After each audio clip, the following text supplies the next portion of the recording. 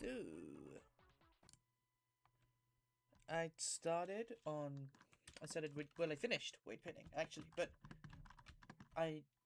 I'm going to show the specific weight paintings.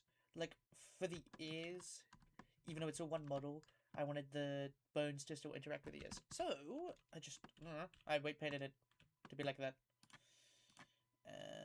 And obviously, I think it's self-explanatory since this is a low poly model that there shouldn't really be any discrepancies with bones down here with the bone here because it's all connected to one bone in theory. Well, three bones for the head, but relatively it'll be one bone apart from like shoulders moving. But that's shoulders, you know. You move your shoulder and it moves. But like yeah, the head here it does that. It does. I used I used 1 second for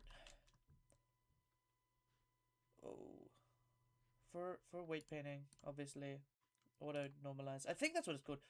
It I don't know. I used the setting that when I painted for one bone, it got rid of all of the weight paints for all the other modes and made it 0. So it moves fluidly. I'll just show.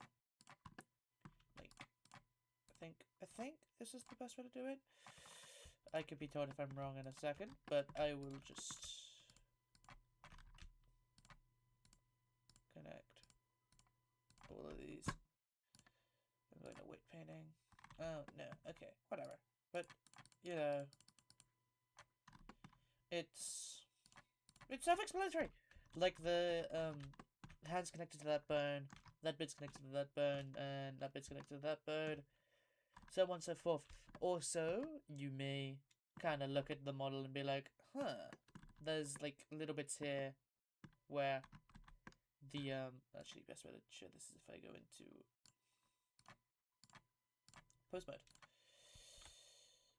When bending these, because I decided to cut it in half, because I liked the idea that if I had this moved up here, you can clearly see the cut in where it is.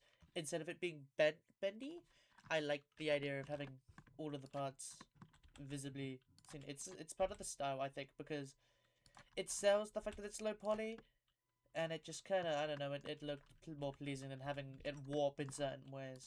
That's just my opinion there.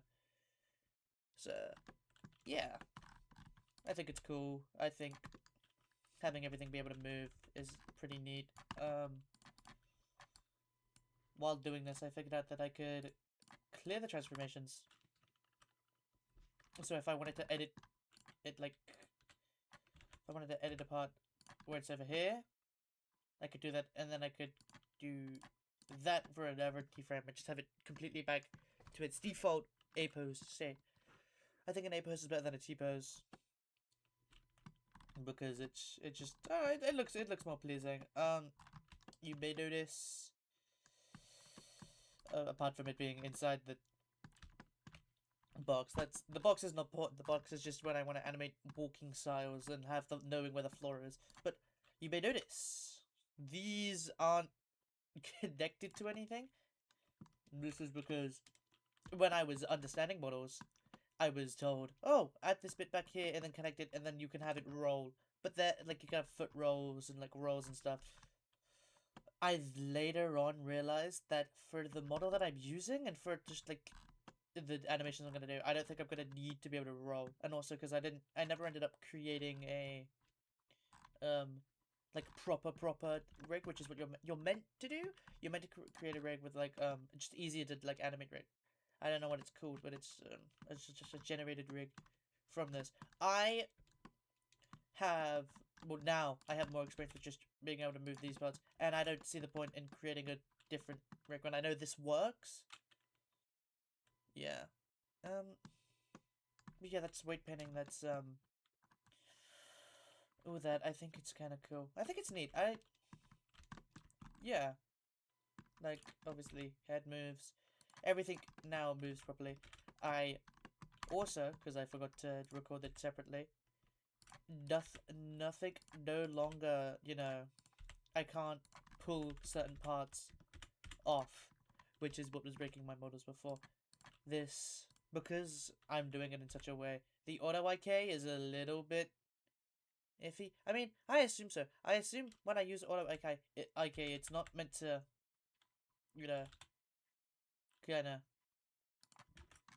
I don't really know how it's meant to work, but I know, like, obviously this and that, and yeah, no, it's cool. It moves as a chain. There's no gravity in the simulation, so I think that's what's bugging with it. Honestly, I don't see the need of using auto IK though, because I animate it all by hand. So yeah, that's the end of this devlog.